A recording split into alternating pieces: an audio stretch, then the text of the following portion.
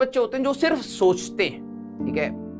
अब जब मैं उसको सुन रहा था ना तो मेरे को ऐसा मन कर रहा था यार काश काश सारे बच्चे इसके वर्ड्स को एक्चुअली में समझ पाए क्या कहना चाह रहा है, ठीक है। क्योंकि बीइंग अ टीचर जब हम लोग वो कंपटीशन जोन से निकल के बाहर जब खड़े होते हैं ना तब हमें लगता है यार ये कमियां हम में भी थी, ठीक है। काश हम लोगों ने पकड़ ली होती। कमियां सब में होती हैं। आप ये मत सोचिएगा कि अगर आपको चीजें नहीं समझ आ रही हैं तो आप बहुत खराब हो गए या फिर आप बहुत बेवकूफ इंसान हो गए, ऐसा कुछ नहीं है भाई।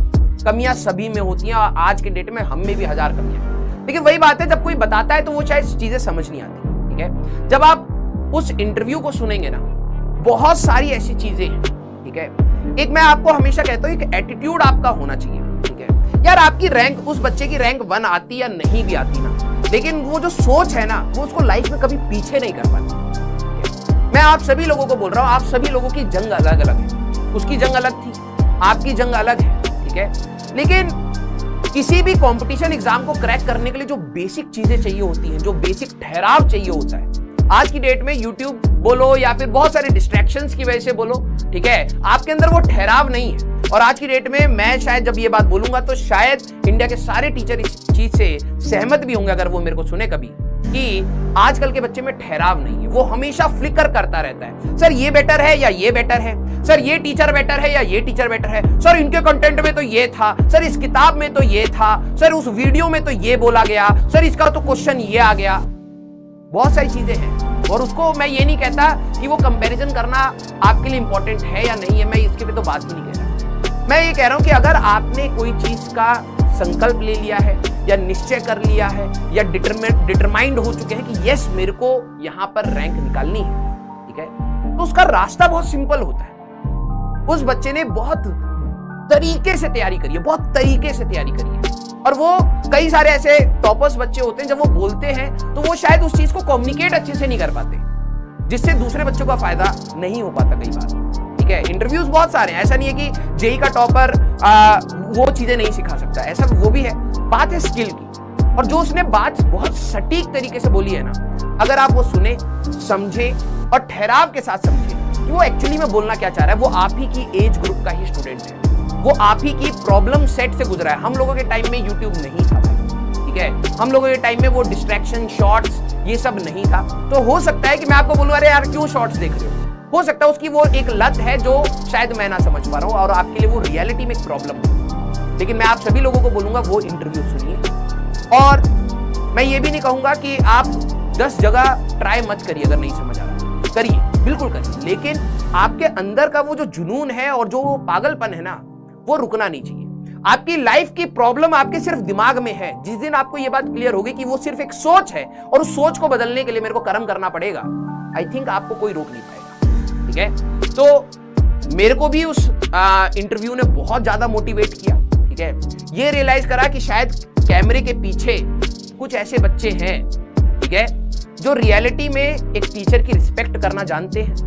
वो अपने वर्ड्स को बहुत अच्छे से आर्टिकुलेट करके टीचर को अपनी प्रॉब्लम बता सकते हैं, ठीक है।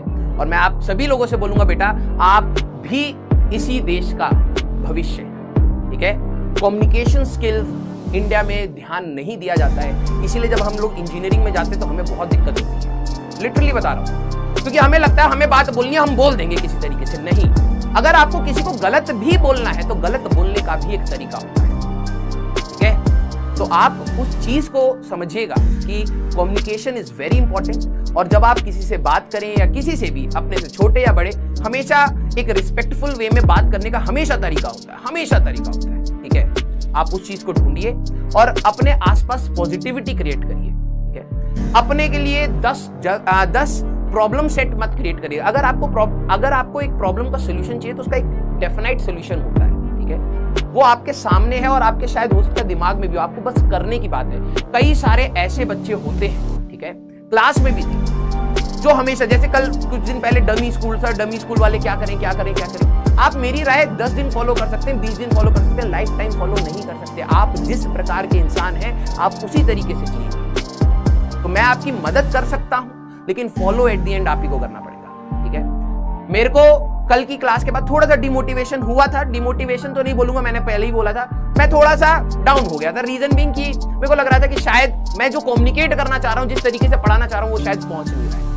लेकिन फिर जब उस बच्चे की बात सुनी और पिछले साल के लक्ष्य के बच्चों के रिजल्ट दोबारा से मैंने स्क्रॉल करे, मैंने कहा नहीं यार, इंपैक्ट तो क्रिएट करा था पढ़ा के, ठीक है। और वो इस साल भी आप में से भी कोई ना कोई बच्चा जब हमारी बात सुनेगा तो उसका भी लाइफ में इंपैक्ट आएगा। मैं ये नहीं कहता आप लाइफ में बहुत अच्छे इंजीनियर बन जाएंगे या आपकी AIR बन आ जाएगी, वो तो आपकी मेहनत पर भी डिपेंड करता है। लेकिन यस, मैं अपने काम के लिए ये नहीं कहूंगा कि मैंने काम चोरी किया, ठीक है। तो आप सभी लोगों को मैं बोलूंगा कि भाई हमारा कंट्रीब्यूशन 20% है, 80% आपका ही कंट्रीब्यूशन, उसमें 10-15% पेरेंट्स का भी रोल आता है, ठीक है। कई जगह पर आपको शायद एनवायरनमेंट नहीं मिलता होगा, मैं मानता हूं, लेकिन फिर भी ऐसे एग्जांपल्स हैं जिनके पास एनवायरनमेंट ना होते हुए भी उन्होंने रैंक छोड़ी है।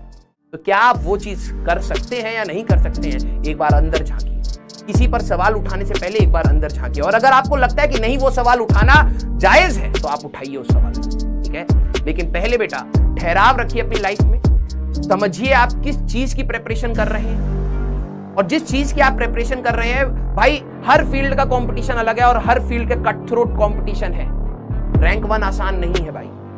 कई बच्चे बोलते हैं कि सर मेरे को रैंक 1 चाहिए। आपने रैंक पहले डिसाइड कर ली, मेहनत उसके पीछे देखी ही नहीं। मैं कभी भी बोलूं भाई आपका सिलेक्ट, उस बच्चे ने क्या बोला कि सर मेरे को पता ही नहीं था कि आएगा भी रैंक या नहीं। रियलिटी है ये। और आप किसी भी AIR 1 के इंटरव्यू को सुन लीजिए। मेरे साथ मेरी क्लास में 2009 का IIT का टॉपर था नितिन जैन, उसको भी नहीं पता था उसकी AIR 1 आने वाली है। वो एक्चुअली में रैंक के लिए पढ़ ही नहीं रहा था ना, ठीक है। उसके लिए वो रिजल्ट है, लेकिन वो हर चीज नहीं थी, वो उसके लिए लर्निंग प्रोसेस था। अगर आप उस चीज के हिसाब से चलें, मेहनत करते रहें, डिटरमाइंड रहें, लाइफ में प्रॉब्लम्स आए तो ये अपने आप को याद दिलाएं कि ये एक सिर्फ पार्ट है, आपकी पूरी जिंदगी भर रोना नहीं है। कई दिन ऐसे आएंगे जहां पर आप बहुत खुश होंगे, तो उसका भी हमें इंतजार है, लेकिन मेहनत आज नहीं रुकती, ठीक है। तो आप सभी लोगों को मैं पॉजिटिविटी के साथ बोलूंगा कि बेटा कमियां सभी में है, अगर आपको कमियां लगती भी हैं तो बस आप एक अच्छे से तरीके से बात करिए, तो देखना बेटा कमियां मैं भी अपनी दूर कर पाऊंगा और आपकी भी कमियां मैं दूर करवाने में मदद कर पाऊंगा, ठीक है। तो आज का लेक्चर हम लोग स्टार्ट करने वाले हैं।